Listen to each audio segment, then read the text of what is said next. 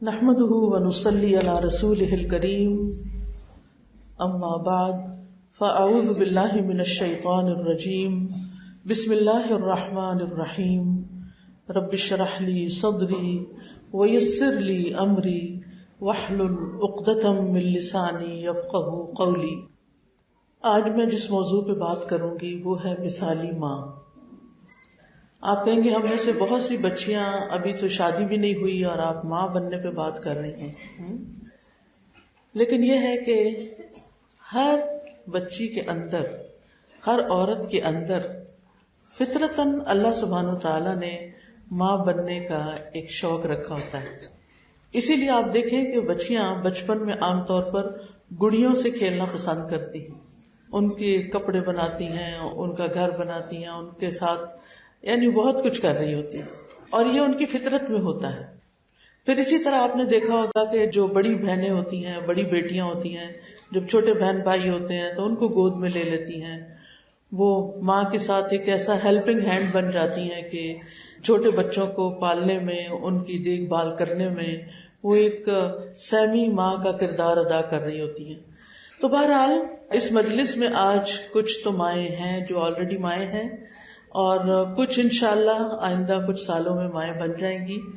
اور ماں بننا جو ہے یہ ایک عورت کی تخلیق کا مقصد بھی ہے، یعنی ایک عورت کو اللہ سبحانہ وتعالیٰ نے بہت سے رولز دیے ہیں۔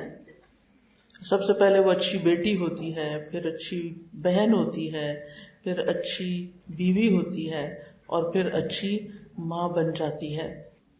تو بہت سے رول ہوتے ہیں، لیکن ان میں سے جو رول سب سے زیادہ ایک عورت کے لیے عزت والا، درجے والا، مقام والا اور بہت زیادہ اجر و ثواب والا ہے، جس سے اس کی شخصیت کی تکمیل ہوتی ہے، وہ ماں کا رول ہے۔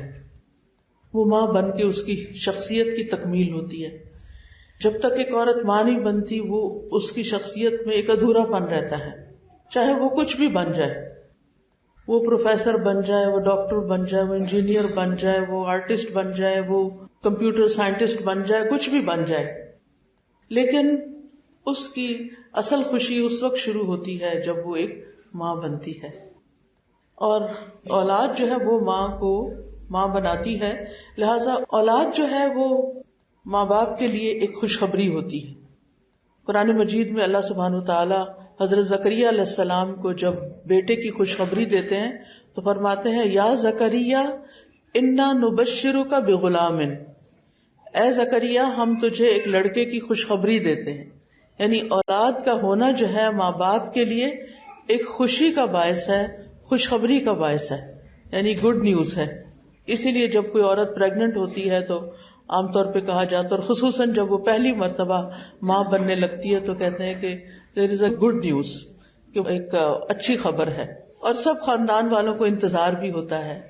اور جب بچہ پیدا ہو جاتا ہے تو سب کی خوشیوں کی انتہا ہوتی ہے۔ مجھے یاد ہے کہ میرا جب سب سے بڑا بھائی پیدا ہوا، ہم 3 بہنوں کے بعد، تو اتنی میرے والد نے خوشی منائی کہ مجھے اب بھی یاد ہے۔ وہ بڑے بڑے ٹین ہوتے تھے، اب تو پتہ نہیں ہے کہ نہیں کیونکہ پلاسٹک آ گیا ہے، پہلے اس وقت پلاسٹک نہیں ہوتا تھا، تو وہ ٹین کے بڑے بڑے جو کنستر تھے وہ لڈوؤں کے بھر بھر کے شہر بھر میں بانٹے گئے تھے۔ تو کس طرح ماں باپ کے لیے ایک خوشی کا وقت ہوتا ہے، اور انسان اپنا سب کچھ قربان کر دینے پہ تیار ہو جاتا ہے جب وہ اپنی اولاد کی نعمت پاتا ہے۔ آپ دیکھیں، آپ کپڑے بازاروں سے خرید لیتے ہیں، آپ جوتے خرید لیتے ہیں، آپ موبائل فون خرید لیتے ہیں، گاڑی خرید لیتے ہیں، بہت ساری چیزیں بازار بھرے پڑے، کیا کیا نہیں خرید لیتے۔ کیا کوئی اولاد بھی خرید سکتا ہے؟ کتنی چیزیں ہیں جو دنیا کے کارخانوں میں بنتی ہیں، لیکن کیا کوئی انسان بھی کسی کارخانے میں بنتا ہے؟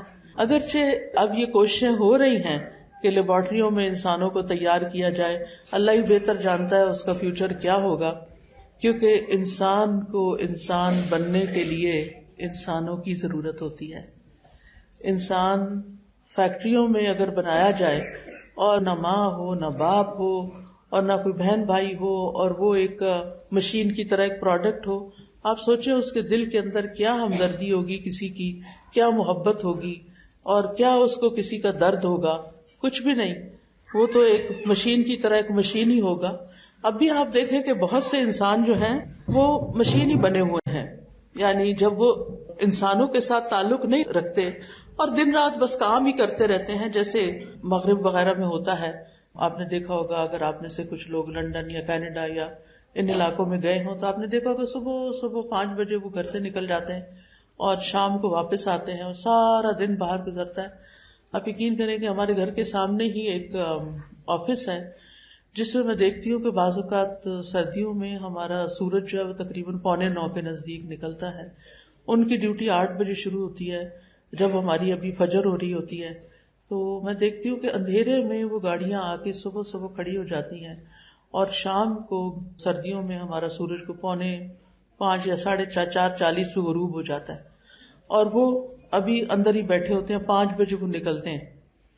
تو یہ اتنی دیر وہ یعنی اندھیرے میں آتے ہیں اور اندھیرے میں جاتے ہیں. بعض اوقات تو لنچ ٹائم پہ باہر نکلتے ہیں، کئی دفعہ اتنی برف پڑی ہوتی ہے وہ باہر بھی نہیں نکل سکتے، اندر ہی رہتے ہیں. تو کبھی کبھی دیکھ کے مجھے ایسا لگتا ہے کہ یہ صبح ایک جیل میں آتے ہیں، شام کو ایک جیل سے باہر نکل جاتے ہیں اور ہر کوئی اپنے ڈیسک پہ بیٹھا ہوا ہے، ہر کوئی اپنے کمپیوٹروں پہ کام کر رہا ہے. کسی کو کسی کی خبر نہیں، کوئی بیمار ہے، تندرست ہے کیا نہیں. آپ بیمار ہیں تو یہ آپ کے اوپر ہے، آپ کی نوکری جا سکتی ہے اگر آپ کام پر نہیں آئے. آپ لیٹ ہو گئے 3 دن تو آپ کو نوکری سے نکالنے کا حق رکھتے ہیں. تو ایسی زندگی ٹھیک ہے، بہت پروڈکٹیو ہے، بہت ترقی کی ہے، سب کچھ ہے، لیکن آپ سوچئے ایسے کاموں میں اور ایسی مصروفیت میں انسانیت کدھر جاتی ہے، محبتیں اور تعلق اور رشتے اور ایک دوسرے کی شکل دیکھنا. اسی لیے آپ دیکھیں کہ وقت کے ساتھ ساتھ ایسی جگہوں پر جو اس طرح کا لائف سٹائل ہوتا ہے اس کی وجہ سے ایک ڈپریشن اور ایک مایوسی اور ایک انسان بیزاری اور ایک عجیب سی فضا پیدا ہو جاتی ہے جس پہ دوسرے کا دکھ درد جو ہے وہ اس طرح محسوس نہیں ہوتا. کہتے ہیں نا، درد دل کے واسطے پیدا کیا انسان کو. اللہ سبحانہ و تعالیٰ کی عبادت کے لیے تو بہت سے فرشتے ہیں، ساری مخلوق اس کی تسبیح کر رہی ہے. یہ ایک ایک درخت کا ایک ایک پتا سبحان اللہ کہہ رہا ہے اپنی اپنی زبان میں. لیکن یہ آپ دیکھیں، ایک درخت کھڑا ہے نا اور دوسرا کھڑا ہے، اس کے اگر پتے جھڑ جائے نا، وہ پیلا ہو جائے، تو اس درخت کو کوئی احساس نہیں کہ یہ بیچارہ ساتھ والا سوکھ گیا. یا اگر اس کو کوئی کاٹنے کے لیے آ جائے تو وہ آگے بڑھ کے یہ نہیں کہے گا ہائے اس کو نہ کاٹو. اسی طرح 10-12 گائے بھینسیں کئی کھڑی ہوتی ہیں جہاں دودھ کے لیے ڈیری فارمز جیسے ہوتے ہیں، اگر آپ نے کبھی دیکھا ہو، اگر سڑکوں پہ سے بھی گزرتے ہوئے ایسے منظر نظر آتے ہیں. تو میں اکثر دیکھ کے میں کہتی ہوں کہ یہ جتنی بھی کھڑی ہیں نا، یہ اپنے آپ میں ہی کھڑی ہیں. اس کے ساتھ والی کے پیٹ میں درد ہے تو اس کو کوئی پتہ نہیں دوسری کو. نہ انہوں نے ہنسنا ہے، نہ مسکرانا ہے، نہ رونا ہے، نہ ہی کوئی اپنے دل کا حال کسی کو بیان کرنا ہے. جب سے پیدا ہو رہے ہیں گھاس کھا رہے ہیں، بڑے ہو رہے ہیں، پھر انہوں نے بچہ پیدا کرنا ہے، پھر انہوں نے دودھ دینا ہے، پھر ایک وقت آئے گا یا ان کو ذبح کر لیا جائے گا یا وہ مر جائیں گے. لیکن اسی طرح فرشتے ہیں، تو فرشتے جو ہیں ان کے اندر عقل ہے، لیکن ان کو کھانے پینے کی کوئی ضرورت نہیں اور وہ کوئی گناہ کا کام نہیں کرتے، ان کے اندر کوئی خواہش بھی نہیں، بس وہ اللہ کی عبادت کرتے ہیں، جو ان کو حکم ملتا ہے وہ کرتے رہتے ہیں اور اپنی تسبیح کرتے ہیں. جانور بھی تسبیح کرتے ہیں، یہ پرندے بھی تسبیح کرتے ہیں، یہ پودے اور پتے بھی تسبیح کرتے ہیں، یہ ساری مخلوق. لیکن انسان کو اللہ سبحانہ تعالیٰ نے نہ فرشتہ بنایا ہے اور نہ جانور بنایا ہے. اس کے اندر ان دونوں کی خصوصیات ضرور رکھی ہیں. یعنی جو فرشتوں کی خصوصیت ہے عبادت کرنے کی، اللہ کو پہچاننے کی، عقل، وہ ساری بھی انسان کے اندر ہے. دوسری طرف جانوروں کے اندر خواہشات ہوتی ہیں. ان کو آپ نے دیکھیں، گائے بھینس کو اگر آپ کسی فیلڈ میں کسی کھیت میں چھوڑ دیں تو وہ کیا کرتی ہے وہاں؟ خراب نہیں کرتی، ہر وقت چرتی رہتی بیچاری. یعنی وہ گھاس کھاتے رہتے. یہاں پر ہمارے ملک میں اتنا رواج نہیں، لیکن اگر آپ کبھی کچھ اور ملکوں میں جیسے لندن وغیرہ میں آپ دیکھیں گے کہ بڑے بڑے گراسی فیلڈز ہیں، دور دور تک گھاس ہے اور اس میں آپ کو گائے اور بھیڑیں اور وہ آپ کو چرتی نظر آئیں. اگر آپ غور کریں نا تو وہ زمین سے کھا رہی جا رہی اور کھا رہی، چل پھر رہی اور کھا رہی. کچھ لوگ انسان بھی ایسے ہی کرتے ہیں، چل پھر رہے ہوتے ہیں اور کھا رہے ہوتے ہیں. بڑی حیرت ہوتی ہے کہ یہ کیا کر رہے ہیں. تو بہرحال وہ جو گائے بھینس ہوتی ہے نا، اس کی زندگی کا کام کھانا پینا اور بچے پیدا کرنا اور دودھ دینا اور بس ختم. اب آپ دیکھیں کہ اللہ سبحانہ تعالیٰ نے ہم سے یہ مطالبہ نہیں کیا کہ ہم فرشتے بن کے رہ جائیں اور ہم صرف عبادت کریں اور صرف مصلی پہ بیٹھے رہیں یا صرف ذکر کریں اور ہم کسی سے کوئی بات نہ کریں اور ہم کچھ کھائیں پیئے نہیں یا ہم شادی نہ کریں یا ہم خوش نہ ہوں یا کسی سے ملے جلے نہیں. یعنی ایسا نہیں کہا. لیکن ہمیں کیا کہا ہے کہ ہم ایک طرف اپنی عقل استعمال کریں, عبادت بھی کریں, یعنی فرشتوں والی کچھ کوالٹیز اپنا لیں, اور دوسری طرف ہم کھائیں پیئیں بھی اور بچے بھی پیدا کریں اور زندگی بھی گزاریں, لیکن جانوروں کی طرح نہیں. ہم نے نہ فرشتہ بننا ہے اور نہ جانور بننا ہے. ہم نے کیا بننا ہے؟ انسان بننا ہے. انسان اللہ تعالیٰ کی یونیک کریشن ہے, بہت ہی پیاری کریشن ہے, جس کے پاس عقل بھی ہے, جس کے پاس جذبات بھی ہیں, خواہشات بھی ہیں, اور وہ ان خواہشات کے ساتھ بہت اچھے اچھے کام بھی کرتا ہے. لیکن جب کوئی بھی چیز اپنی لمٹ سے آگے نکل جاتی ہے نا, بڑھ جاتی ہے, تو پھر تباہی آتی ہے, پھر فساد ہوتا ہے.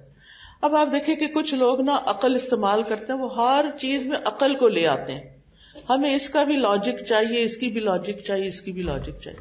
جس چیز کی لاجک نہیں ہم نے اس کو ماننا نہیں. وہ کہتے ہیں آپ ثابت کریں اللہ تعالیٰ ہے, ہمیں اس کی لاجک چاہیے. اور اگر آپ لاجک نہیں دے سکتے تو وہ انکار کر دیتے ہیں کہ ہم نہیں مانتے کہ کوئی اس کائنات کو پیدا کرنے والا بھی ہے, کوئی رب بھی ہے. تو اسی طرح ان کے اندر یعنی ایسی چیزیں آ جاتی ہیں کہ پھر بعض اوقات ان کے اندر سے جذبات ہی ختم ہو جاتے ہیں. اچھا, کچھ لوگوں کے اندر جذبات اتنے زیادہ ہوتے ہیں کہ وہ جذباتی بنے رہتے ہیں, ہر بات میں جذبات, ہر بات میں غصہ, ہر بات میں جھڑکنا ڈانٹنا, ہر بات میں آپے سے بار. تو ان ساری چیزوں کو ہم نے اعتدال میں لانا ہے, اور اس اعتدال کے لیے ہمیں اللہ سبحانہ تعالیٰ کی طرف سے آئی ہوئی وحی کی ضرورت ہے. اور وہ وحی کیا ہے؟ قرآن و سنت کی شکل میں ہمارے پاس آئی ہے, جس میں ہمیں اللہ نے ہماری عقل کو بھی روشنی دی ہے کہ ہم عقل سے کام لیں. قرآن مجید میں اللہ تعالیٰ فرماتے ہیں افلا یتدبرون القرآن ام علی قلوب اقفالها, کیا یہ لوگ قرآن میں غور و فکر نہیں کرتے؟ کیا ان کے دلوں پہ تالے پڑے ہوئے ہیں؟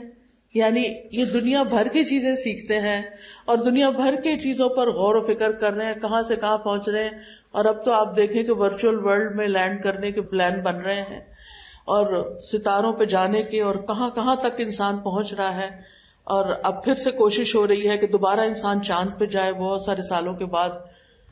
لیکن آپ دیکھیے کہ یہ ساری چیزیں ہونے کے باوجود بھی وہ یہ نہیں سمجھ سکا کہ اس کو پیدا کس نے کیا ہے اور کیوں پیدا کیا ہے, اور جب ہماری زندگی ختم ہو جائے گی تو ہم نے اس کے بعد ہم نے جانا کہاں ہے. لیکن اللہ سبحانہ تعالیٰ نے بندوں کو یہ ساری باتیں سمجھانے کے لیے انبیاء بھیجے ہیں, رسول بھیجے ہیں, اور ان میں سے سب سے پہلے نبی کون سے تھے؟ آدم علیہ السلام. اور پھر رسول جو تھے وہ نوح علیہ السلام, اور پھر بڑے بڑے رسولوں کے نام آپ کو پتا ہے قرآن مجید میں ہے, ابراہیم علیہ السلام اور عیسیٰ علیہ السلام اور یحییٰ علیہ السلام, اور بے شمار اور نبی اور رسول جن کا ذکر قرآن مجید میں اللہ تعالیٰ نے کیا. یہ جتنے بھی نبی آئے ہیں, جتنے بھی رسول آئے ہیں, انہوں نے آ کے لوگوں کی ہدایت کا بندوبست کیا ہے. ہدایت کیا ہوتی ہے؟ ہدایت ہوتی ہے کسی کو راہ دکھانا, کسی کو ڈائریکشن بتانا کہ اس نے کدھر جانا ہے, اس نے کیا کرنا ہے, کیا چیز اس کے لیے فائدہ مند ہے اور کیا چیز اس کے لیے نقصان دہ ہے. مثلاً آپ کا بچہ جب اسکول جا رہا ہوتا ہے تو آپ اس کو بحیثیت ماں ہدایات دے رہی ہوتی ہیں کہ دیکھو تم نے یہ لنچ میں نے رکھ دیا, یہ لنچ کھا لینا ہے, یہ پھینک کے نہیں آ جانا, ڈبہ گھما کے نہیں آ جانا, اپنی پینسل کی حفاظت کرنا, کلاس میں دھیان سے بیٹھنا. یہ ساری آپ اس کو کیا کر رہے ہوتے ہیں؟ رہنمائی دے رہے ہوتے ہیں. کیا یہ اس کی ضرورت ہوتی ہے یا نہیں ہوتی ہے نا؟ اسی طرح ماں اپنی بیٹی کی شادی کرتی ہے تو اس کو کئی باتیں سمجھاتی, دیکھو تم اپنے شوہر کا خیال رکھنا, اس کی خدمت کرنا, اپنے ساس سسر کو امی ابا سمجھنا. اب تو پتہ نہیں یہ کہتے ہیں کہ نہیں, لیکن ہماری جب شادی ہوئی تھی تو اس طرح کی بہت نصیحتیں ہوتی تھی. تو مجھے امید ہے کہ اب بھی عقل مند مائیں اپنے بچوں کو یہ بہت نصیحت, کیونکہ یہ بچوں کے فائدے میں ہوتی ہے, اور اس سے یہ کہ بچوں کو پھر زندگی گزارنی آ جاتی ہے آگے جا کے. تو بہرحال انسان کو اپنی دنیا کی زندگی گزارنے کے لیے رہنمائی کی ضرورت ہے، ہدایات کی ضرورت ہے، انسٹرکشنز کی ضرورت ہے، اسے کیا کرنا چاہیے کیا نہیں کرنا چاہیے، اپنی انڈیویجول لائف میں، اپنی پرسنل لائف میں کیا کرنا چاہیے، بچوں کے ساتھ کیا کرنا چاہیے، گھر کے ہمسایوں کے ساتھ کیا کرنا چاہیے، اپنے ملک میں کیا کرنا چاہیے، اپنے شہر میں کیسے رہنا چاہیے، اگر کئی کام کرتے ہیں، جاب کرتے ہیں، بزنس کرتے ہیں، وہاں کیسے کیا معاملے کرنے چاہیے. ہمارے دین نے ہمیں ان ساری چیزوں کے بارے میں رہنمائی دے دی ہے، ہمیں ہدایات دے دی. ہدایات کا لفظ بھی ہدایت سے ہی ہے، لیکن ہم ان کو الگ الگ طور پہ سمجھتے ہیں. تو ہمیں ہمارے دین نے بہت اچھی ہدایت دے دی ہے کہ ہم نے کیا کرنا ہے. ان ہدایات میں انسان کو انسان کی زندگی کا مقصد بھی بتایا گیا ہے، اور پھر اس کے جو مختلف رولز ہیں ان رولز میں اس کو کیا کرنا ہے یہ بھی بتایا گیا ہے. مثلاً بحیثیت ماں کے کیا کرنا ہے آپ کو، ایک اچھی ماں کیسی ماں ہوتی ہے اور وہ اپنی نسلوں کی کیسے پرورش کرتی ہے، اور ہم سب کو اس پر کیا ریوارڈ ملنے والا ہے، یہ سب کچھ ہمارے دین نے ہمیں بتا دیا. تو کچھ لوگ جو دین کی طرف سے آئی ہوئی رہنمائی ہے اس کو نہیں لیتے، وہ کبھی اپنی خواہشات سے کام لیتے ہیں، کبھی جذبات سے کام لیتے ہیں، کبھی عقل سے کام لیتے ہیں، کبھی لوگوں کی باتیں سن کے ان کے طریقوں پہ چلنے لگتے ہیں. ایک نئی ہدایت لیتے تو کس سے نہیں لیتے؟ اللہ سبحانہ وتعالیٰ سے، قرآن و سنت سے نہیں لیتے. اب آپ دیکھیے، پیدا تو ہمیں اللہ نے کیا، واپس بھی ہم نے اسی کی طرف جانا ہے، اور یہ تھوڑی سی زندگی ایک ٹرانزٹ پیریڈ ہے ہمارے پاس. جیسے آپ جاتے ہیں کسی شہر میں اور راستے میں اگر ٹرین آپ کو چینج کرنی پڑے تو آپ ایک ٹرین سے اتر کے آپ انتظار گاہ میں بیٹھتے ہیں، پھر دوسری ٹرین لے کے آگے جاتے ہیں. تو وہ تھوڑی دیر کے لیے آپ بیٹھتے ہیں. تو بالکل ایسا ہی ہے، اس کو بڑی طور پہ دیکھیں کہ ہم اللہ سبحانہ تعالیٰ کی طرف سے آئے ہیں، یہاں کچھ وقت گزارنا ہے، پھر ایک اور ٹرین لے کے ہم نے آگے چلے جانا ہے، ادھر کسی نے بھی نہیں بیٹھنا. اب سوال یہ پیدا ہوتا ہے، زمین اللہ نے بنائی، آسمان اللہ نے بنایا، ہر چیز اللہ نے بنائی، ہمیں اللہ نے بنایا اور ہماری ہدایت کے لیے رسول بھی بھیجے، کتابیں بھی بھیجی، اور ہم نے ان کو ایک طرف رکھ دیا. ابھی ٹائم نہیں ہمارے پاس، ابھی ہم بچے ہیں، ابھی ہم جوان ہیں، ابھی ہم بوڑھے ہیں، بات ختم. ہم اپنی مصروفیات کا رونا روتے رہتے ہیں اور کس چیز کی طرف توجہ نہیں کرتے؟ قرآن و سنت کی طرف توجہ نہیں کرتے. تو ہمیں اپنی زندگی کے اندر موت سے پہلے پہلے ایسا وقت ضرور اپنے لیے نکال لینا چاہیے کہ جس میں ہم قرآن مجید کو اچھی طرح سمجھ کے پڑھیں. صرف قرآن ہی نہیں بلکہ نبی صلی اللہ علیہ وسلم کی احادیث کو بھی، کہ جس کے ذریعے ہمیں یہ پتا چلے کہ ہمارے رب نے اس زمین پر رہنے کے کیا طریقے ہمیں سکھائے ہیں، اور پھر ہم کس طرح اس رب کو خوش کر سکتے ہیں، اور کس طرح جب ہم اس کے پاس واپس جائیں گے تو وہ ہماری بہترین مہمان نوازی کرے گا. جنت جو ہے وہ اللہ سبحانہ تعالیٰ کی جتنی بھی کریشن ہے، اللہ نے بہت کچھ بنایا. اتنا کچھ آپ کو پتا نہیں کہ پہلے سائنٹسٹ صرف سامنے کی گیلیکسیز، اسٹار، یہ جو جس گیلیکسی میں ہماری زمین ہے نا وہ تو بہت چھوٹی سی ہے، اس میں سولر سسٹم ہے اور اس میں کچھ ملین ٹریلین ستارے ہوں گے، لیکن یہ ایک بڑے کلسٹر کا حصہ ہے. اور پھر آپ دیکھیں کہ جو سائنٹسٹ نے یہ سارا کچھ ڈسکور کر لیا تو اس کے آگے نہیں جا پا رہے تھے کہ بلیک ہولز تھے. اب کیا ہوا ہے کہ سیکنڈ فیز میں چلیں گے، بلیک ہول پار کر کے اس سے بھی آگے خوبصورت دنیا دیکھی ہے انہوں نے. یعنی انسان دن بدن آگے جا رہا ہے. اب آپ دیکھیے کہ اللہ سبحانہ تعالیٰ نے تو 7 آسمان بنائے، اور پھر ان 7 آسمانوں کے پار اللہ نے جو ہے وہ جنت بنائی، اور اس جنت میں سب سے اعلیٰ جنت جنت الفردوس بنائی. اور جنت اتنی خوبصورت جگہ ہے کہ جس کی کوئی مثال ہی نہیں ہے دنیا میں. اور وہ کس کے لیے بنائی؟ انسانوں کے لیے بنائی. انسان اللہ تعالیٰ کی تخلیق کا ماسٹر پیس ہے، عقل سمجھ رکھنے والا، دیکھنے والا، سننے والا، بولنے والا، سوچنے والا، بڑے بڑے کام کرنے والا، کائنات کو مسخر کرنے والا. یعنی انسان، دنیا میں بہت کچھ ہو رہا ہے، بڑے بڑے کام ہو رہے ہیں. اور اسی طرح اللہ تعالیٰ نے اس انسان کے لیے جو اتنی یونیک کریشن ہے اللہ تعالیٰ کی، اس کے لیے جنت بنائی، لیکن ساتھ ہی اس کے لیے ایک سزا خانہ جیل بھی بنائی ہوئی ہے. جو انسان اپنے آپ کو پہچان لیں گے، اپنے رب کو پہچان لیں گے، اس زمین پر رہتے ہوئے رب کی مرضی کے مطابق چلیں گے، وہ مرنے کے بعد رب کی اس جنت میں داخل ہوں گے اور رب ان کی بہترین مہمان نوازی کرے گا، کیونکہ وہاں پر نہ تو کوئی کام ہوگا اور نہ ہی کوئی مشقت ہوگی، نہ بڑھاپا ہوگا، نہ بیماری ہوگی، نہ دھوپ ہوگی، نہ بھوک ہوگی، کوئی تکلیف نہیں ہوگی، صرف آرام ہی آرام، خوبصورتی خوبصورتی اور راحتیں ہی راحتیں، ہر طرف نعمتیں ہی نعمتیں، یہ اللہ نے اپنے پیارے بندوں کے لیے بنائی ہیں۔ ان نعمتوں کی قیمت ہے، یہ فری میں نہیں ملتی، اس کے لیے کچھ سٹرگل کرنی پڑتی ہے، محنت کرنی پڑتی ہے۔ دنیا میں بھی آپ اگر کسی مقام پر پہنچنا چاہیں تو آپ کو کچھ کرنا پڑتا ہے، ایسے بیٹھے بیٹھائے کچھ نہیں ملتا، ہاتھ پاؤں مارنے پڑتے ہیں۔ اسی طرح اس جنت کو حاصل کرنے کے لیے بھی ہاتھ پاؤں مارنے پڑتے ہیں، اس کے لیے محنت کرنی پڑتی ہے۔ وہ محنت کیا ہے؟ وہ محنت یہ ہے کہ ہم اپنے صبح سے شام اس طریقے کے مطابق گزاریں جو ہمارے رب نے ہم سے چاہا۔ اس صبح سے شام تک رب نے ہمیں کیا دیا ہے؟ 5 نمازیں دی ہیں، 5 وقت میرے حضور آ جاؤ۔ یہ تیاری ہے اس دن کی ملاقات کے لیے۔ یہ ہم نماز میں اصل میں کیا کرتے ہیں؟ اللہ تعالیٰ کے سامنے جا کے کھڑے ہو جاتے ہیں، اور مرنے کے بعد جب ہم اپنی قبروں سے اٹھیں گے نا، جیسے روز اپنے بستر سے اٹھتے ہیں، کبھی اچھے خواب آتے ہیں اور کبھی برے آتے ہیں، ہاں؟ تو ایسے ہی کچھ لوگوں کی قبر جو ہے نا اس میں خوبصورتی ہوگی، اور کچھ لوگوں کے خواب وہاں یا جو بھی ان کے اوپر گزرے گا وہ بہت برا ہوگا۔ پھر وہ وہاں سے سو کے جب اٹھیں گے تو سارے کے سارے دوڑ رہے ہوں گے کس کی طرف؟ اللہ رب العزت کی طرف، اور اللہ سبحانہ تعالیٰ کے سامنے جا کے کھڑے ہوں گے۔ اللہ سبحانہ تعالیٰ کے سامنے جب جا کے کھڑے ہوں گے تو پھر یعنی انسان اپنا کچھ بھی نہیں چھپا سکے گا۔ قرآن مجید میں آتا ہے لا تخفى منکم خافیہ، کوئی چیز چھپائی نہیں جا سکے گی۔ اب اللہ تعالیٰ پوچھے گا تم نے اپنی جوانی کہاں گزاری، تم نے اپنی زندگی کس کام میں لگائی، تم نے اپنے مال و دولت کے ساتھ کیا کیا، یعنی اپنی زندگی کو کس کام میں لگایا، اور اس کے بغیر ٹال نہیں سکے گا انسان۔ پھر جس کو اللہ چاہے گا معاف کر دے گا اور جس کو چاہے گا پکڑ لے گا۔ لہٰذا اللہ سبحانہ تعالیٰ کے سامنے جانے سے پہلے ہمیں اپنی نمازوں کا خیال کر نمازیں پوری کرنی، ان میں ڈنڈی نہیں مارنی، ان کو مس نہیں کرنا۔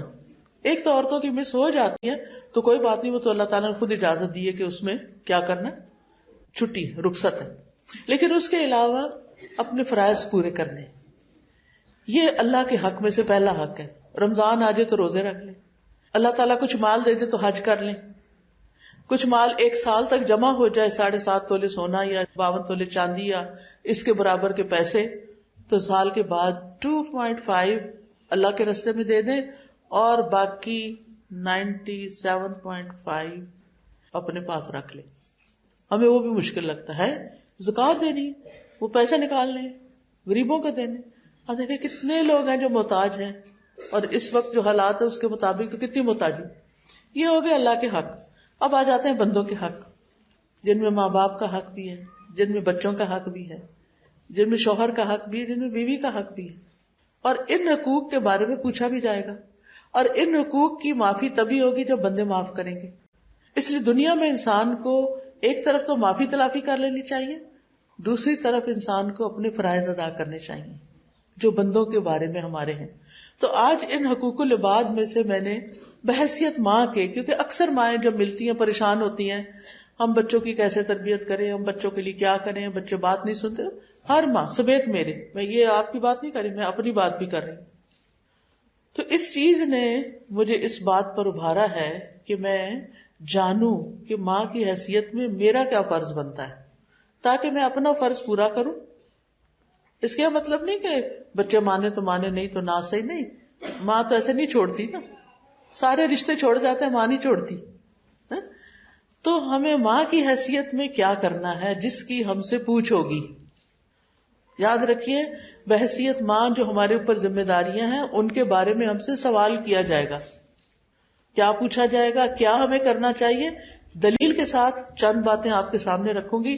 پہلے تو میں نے یہ بتایا کہ اولاد کو اللہ کی طرف سے ایک خوشخبری سمجھیں، اس کے آنے پر خوش ہوں، ناراض نہ ہوں، اللہ کا شکر ادا کریں۔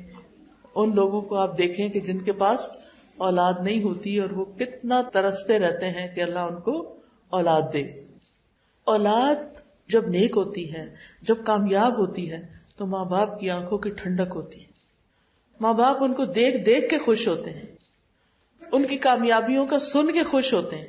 اور اس کے برعکس اگر اولاد کوئی غلط کام کرے تو ماں کی زندگی میں اس سے بڑا کوئی دکھ ہی نہیں ہوتا.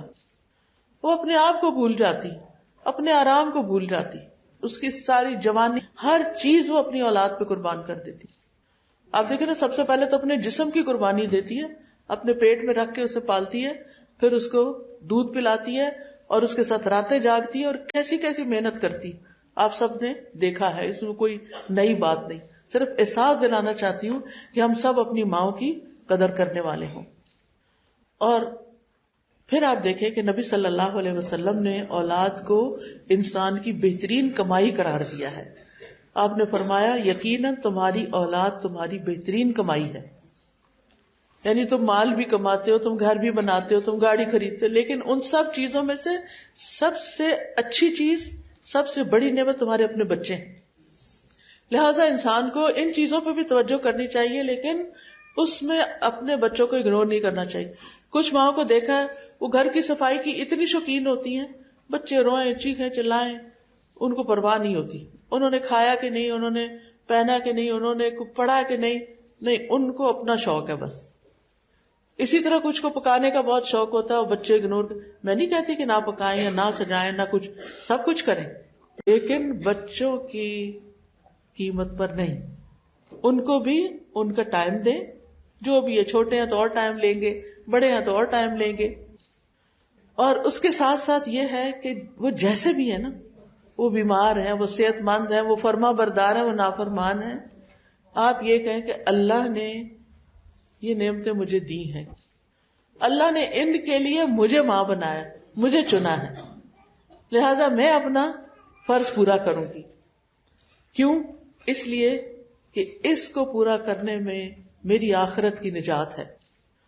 جب انسان فوت ہو جاتا ہے نا تو اس کے اپنے عمل ختم ہو جاتے ہیں، پھر اپنے لیے کچھ نہیں کر سکتا. جیسے ہم رات کو سوتے ہوئے کچھ نہیں کر سکتے نا، مرنے کے بعد بھی کچھ نہیں کر سکتے. لیکن جب ہم سو جاتے ہیں تو بعض اوقات ہمارے گھر والے نہیں سو رہے ہوتے، ہمارے ملازم نہیں سو رہے ہوتے، وہ کچھ کام کر رہے ہوتے ہیں جس کا آپ نے ان کو کہا ہوتا ہے، یہ اچھا تم سبزی بنا کے رکھ دینا، تم یہ کر لینا، وہ کر لیں، صفائی کر لیں، وہ لگے رہتے ہیں، وہ کر رہے ہوتے ہیں. ٹھیک ہے. اسی طرح مرنے کے بعد انسان کے لیے کچھ چیزیں فائدہ دے رہی ہوتی ہیں جو وہ خود تو نہیں کر رہا تھا، کچھ اور لوگ کر رہے ہوتے ہیں. ان میں نمبر 1 نیک اولاد جو ماں باپ کے لیے دعائیں کرتی ہے، جو ماں باپ کے لیے دعائیں کرتی. لہٰذا اپنے بچوں کو اتنا دین ضرور سکھائیں کہ جب ہم قبروں میں پہنچ جائیں، اور ایک دن تو جانا ہی ہے نا، آج ہم زمین کے اوپر ہیں، کل زمین کے نیچے ہوں گے، اور سب کا یہی انجام ہے، کوئی بھی نہیں بچا ہوا، نہ کوئی بادشاہ، نہ فقیر، نہ کوئی امیر، نہ غریب، نہ کوئی نیک نہ بد، سب کا مقام وہی ہے، نیچے جانا ہے. ٹھیک ہے. تو جب وہاں ہوں گے نا تو اس وقت ہمارے لیے سب سے بڑی دعا کس کی ہے؟ ہمارے بچوں کی. باقی دنیا بھی کرتی ہے، بہن بھائی بھی کرتے ہیں اور لوگ بھی کرتے ہیں، لیکن ولد صالح یدعو لہ کا ذکر حدیث میں آتا ہے کہ نیک بچہ جو ماں باپ کے لیے دعا کرتا ہے وہ ماں باپ کو پہنچتی ہے، وہ ماں باپ کو فائدہ دیتی ہے. ان کا درجہ جب بلند ہوتا ہے، یعنی جو روحیں جنت میں ہوتی ہیں مرنے کے بعد، برزخ میں جو علیین ہے اس میں ہوتی ہیں، ان کو اپ گریڈ کیا جاتا ہے. وہ پوچھتے ہیں یہ کس لیے، یعنی یہ ہمارے ساتھ یہ کیوں ہوا ہے؟ تو بتایا جاتا ہے یہ تمہاری اولاد کی دعاؤں کی وجہ سے، ان کی استغفار کی وجہ سے. اس لیے بچوں کو اتنا ضرور سکھا دیں کہ وہ آپ کے جانے کے بعد آپ کی بخشش کی دعا کریں. میں اپنے بیٹے کو کہتی ہوں کہ دیکھو، اگر میں مر جاؤں اور تمہیں میرا جنازہ پڑھانا پڑے، تمہیں جنازے کی دعا آتی ہے؟ اگر نہیں آتی تو سیکھو، کیونکہ ایک بچے کو ماں کے جانے کا جو غم اور دکھ ہو سکتا ہے اور جو دعا وہ کر سکتا ہے وہ کوئی مولوی صاحب نہیں کر سکتے، وہ کوئی اور نہیں کر سکتا، وہ آپ کے پیارے ہی کرتے ہیں. اولاد کو جو دکھ ہوتا ہے نا، کیونکہ ہماری والدہ کچھ عرصہ پہلے گئی تھی دنیا سے، مجھے یاد ہے کہ میں کتنے غم میں مبتلا رہی، کوشش کے باوجود کوئی دن نہیں ہوتا تھا کہ میرے آنسو نہ گرے. میں کہتی یہ مجھے کیا ہو گیا، میں تو اچھی بڑی اسٹرانگ عورت ہوں، لیکن وہ مجھے لگتا تھا جیسے میرے جسم کا ایک حصہ چلا گیا. یعنی کنٹرول ہی نہیں رہتا تھا اپنے اوپر. اور یہ اکثر لوگوں کا حال ہوتا ہے کہ ماں کے فوت ہونے پر باپ کا بھی بڑا غم ہوتا ہے, لیکن ماں کا کچھ رشتہ عجیب ہوتا ہے کہ جس نے پیدا کیا, جس نے میرے لیے تکلیفیں اٹھائیں, جو میرے لیے دعائیں کرتی تھی آج دنیا میں نہیں, اب میرا فرض بنتا ہے میں اس کے لیے دعائیں کروں. وہ ساری زندگی میرے لیے کرتی رہی, اب میری ذمہ داری ہے, میری باری ہے کہ میں اس کے لیے کچھ کروں. اس لیے اپنے بچوں کی ایسی تربیت کریں کہ جس میں ان کو دین ضرور سکھائیں کہ جب وہ نماز پڑھیں گے آپ کو بھی ثواب ملے گا. آپ کو پتہ ہے نا کہ ایک حرف پڑھتا ہے جب انسان قرآن کا 10 نیکیاں ملتی. اگر آپ نے اپنے بچوں کو خود سورۃ فاتحہ سکھائی ہے نا, اور وہ دن میں 5 دفعہ نماز پڑھتے ہیں, تو صرف فرض نمازوں میں بھی اگر وہ سورۃ فاتحہ پڑھتے ہیں تو 5 نمازوں کا وہ ثواب آپ کو ساتھ ساتھ ملتا رہتا ہے. ہر حرف پہ 10 نیکیاں. آپ سوچیں کتنی نیکیاں ایک دن میں آپ کو مرنے کے بعد بھی پہنچ جائیں گی, اور وہ جو دعائیں کریں گے وہ اس کے علاوہ ہوگی. تو کتنا ضروری ہے کہ ہم اپنے بچوں کو یہ چیزیں سکھائیں. نبی صلی اللہ علیہ وسلم نے فرمایا انسان جب مر جاتا ہے تو 3 اعمال کے علاوہ سارے اعمال منقطع ہو جاتے ہیں. صدقہ جاریہ, یا وہ علم جس سے نفع اٹھایا جائے, یعنی اگر آپ کسی کو کچھ سکھاتے ہیں, یا نیک اولاد جو اس کے لیے دعا کرتی ہے. یاد رکھیں اولاد کا ہونا خوشخبری کے ساتھ ساتھ ذمہ داری بھی ہے, اور اولاد کے بارے میں باپ سے بھی پوچھا جائے گا, لیکن باپ کے اوپر اوور آل سب کی ذمہ داری ہے, مگر بچوں کی ذمہ داری کے بارے میں خاص ماں سے پوچھا جائے گا, کیونکہ وہ ان کو پیدا کرتی ہے, وہ ان کو پالتی ہے, وہ ان کو سکھاتی ہے. آپ دیکھیں کہ 2 سال تک بچہ ماں کے ساتھ چمڑا رہتا ہے, اس کا دودھ پیتا ہے, جو تھوڑی بہت تکلیف ہوتی ہے اسی کے پاس بھاگ کے آ جاتا ہے, بس وہ کہتا ہے میری ماں. اور خاص طور پہ اگر بچے بیمار ہو جائیں تو پھر آپ دیکھیں کیا کرتے ہیں, ماں کو چھوڑتے نہیں ہیں. تو اب وہ کیا ہوتا ہے کہ ماں جب ماں بن جاتی ہے تو پھر ایک ذمہ دار حیثیت بن جاتی ہے, اور اس سے اس کے بارے میں پوچھا جائے گا. حدیث میں آتا ہے عورت اپنے شوہر کے گھر اور اس کے بچے کی نگران ہے, اور اس سے ان کے بارے میں پوچھا جائے گا. پھر آپ دیکھیے کہ جب انسان ماں بنتا ہے تو ماں ہونے کی حیثیت سے بچے ماں کو ہر سٹیج پہ تنگ کرتے ہیں, کبھی رو کے, کبھی شرارتیں کر کے, کبھی نہ پڑھ کے, کبھی نہ کام کر کے, ہر طرف سے. لیکن مثالی ماں جو ہوتی ہے نا, وہ بچے کے لیے شفیق اور مہربان ہوتی ہے. وہ ساری اپنی ٹینشنیں, وہ بچہ جو ہے نا سارے اپنے رنج غم دکھ اس کو سنانے کے لیے کوئی چاہیے ہوتا ہے, جب تک شادی نہیں ہو جاتی, اور اگر اچھا اس کو بیوی یا شوہر مل جائے تو وہ ایک الگ بات ہے, لیکن اس کو ماں چاہیے ہوتی ہے. اگر ماں ہی ڈانٹ دے اور ماں ہی جھڑک دے اور ماں ہی ناراض ہو جائے تو پھر وہ ادھر ادھر چلا جائے گا. لہذا بحیثیت ماں کے اپنے بچوں کی اچھی بری جو بھی باتیں ہیں وہ ہمدردی سے سنا کریں, غور سے سنا کریں, ان کو توجہ دیا کریں, اور ان کو کانفیڈنس دیں کہ وہ غلطی کر کے بھی آپ کے پاس آ کے آپ کو سچ بتائیں کہ ہم سے ہی غلطی ہوئی ہے, اور آپ سن کے ایک دم ریاکشن نہ کریں, بلکہ ضبط نفس سے کام لیں, کنٹرول کریں, اللہ کو فوراً پکاریں, یا اللہ اب تو میری مدد کر کے میں اس کے ساتھ کیسے ڈیل کروں. ٹھیک ہے نا. نبی صلی اللہ علیہ وسلم نے فرمایا اونٹوں پہ سوار ہونے والی عورتوں میں سے سب سے بہترین قریشی عورتیں ہیں, اپنے بچے پر سب سے زیادہ محبت اور شفقت کرنے والی, اور شوہر کے مال اسباب کی سب سے بہتر نگران اور محافظ.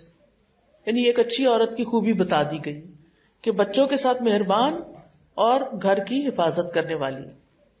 نبی صلی اللہ علیہ وسلم نے یہ بھی فرمایا کہ جس نے ہمارے چھوٹوں پہ رحم نہ کیا اور ہمارے بڑوں کے حق کو نہ پہچانا وہ ہم میں سے نہیں. تو یہ ہماری دینی ذمہ داری ہے کہ ہم اپنے سے چھوٹوں پر کیا کریں, شفقت کریں, مہربانی کریں. حضرت عائشہ کے پاس ایک عورت آئی, حضرت عائشہ نے اس کو 3 کھجوریں دی, گھر میں اتنا ہی تھا. اس عورت نے کیا کیا, اپنے دونوں بچوں کو ایک ایک کھجور دے دی, تیسری اپنے لیے رکھ لی. بچوں نے کھجوریں کھا لی, پھر ماں کو دیکھنے لگے. اس نے تیسری کھجور کا آدھا کیا اور پھر دونوں بچوں کو دے دیا, خود بھوکی رہی. یہ ہوتی ہے نا ماں. اس کے بعد نبی صلی اللہ علیہ وسلم گھر تشریف لائے. حضرت عائشہ نے آپ سے یہ قصہ بیان کیا. آپ نے فرمایا حیرت کی بات نہیں، اللہ نے اس پر رحم فرما دیا کیونکہ اس نے اپنے دونوں بچوں پہ رحم کیا. اپنے بچوں پہ رحم کر رہی ہے، اللہ اس کے بدلے اس پر رحم فرمائے گا. یعنی بعض اوقات ہم یہ سمجھتے ہیں کہ اگر ہم گھر سے باہر کسی کی خدمت کریں گے، کسی کے کوئی کام آئیں گے، اس کو کوئی صدقہ دیں گے، کوئی چیز کھانے کو دے دیں گے تو ہمیں بڑا ثواب ملے گا. نہیں، چیریٹی بگنز ایٹ ہوم. گھر سے شروع ہوتا ہے، گھر سے آغاز کریں. اگر آپ اپنے بچوں کو کھلاتی ہیں پلاتی ہیں، بعض اوقات یہ بھی ہوتا ہے باپ کے پاس کمائی کا ذریعہ کوئی نہیں ہوتا، باپ کوئی نہیں کما رہا ہوتا یا آمدنی کم ہوتی ہے، اس صورت میں عورت کو بھی کام کرنا پڑ جاتا ہے. ہم سب جانتے ہیں اس بات کو. اور جو عقل مند عورتیں ہوتی ہیں وہ گھر میں کچھ نہ کچھ بنا کر کے کسی نہ کسی طرح اپنے بچوں کو فیسیلیٹیٹ کرتی رہتی ہیں کہ یہ کچھ بن جائیں. اس ایفرٹ کو بیکار نہ سمجھیں، یہ آپ کے لیے آپ کے نیکیوں میں کاؤنٹ ہوگی. ہاں ایک بات ہے، یہ نیکی کرنے کے بعد بچوں پہ ہر وقت احسان نہ جتائیں، میں نے تمہارے لیے یہ کیا، میں نے تمہارے لیے وہ کیا. نہیں، مومن کو ہر کام اللہ کے لیے کرنا ہوتا ہے. مومن اس کا اجر اللہ سے چاہتا ہے، اور یہی چیز اس کو یہ اچھے کام کرواتی رہتی ہے اس سے کہ مجھے اللہ سے بدلہ مل جانا ہے. یہ ضائع تھوڑی گیا ہے. جو میں نے اپنے بچے پہ خرچ کیا ہے، جو میں نے اپنے بچے پہ محنت کی ہے، اللہ اس کا قدردان ہے.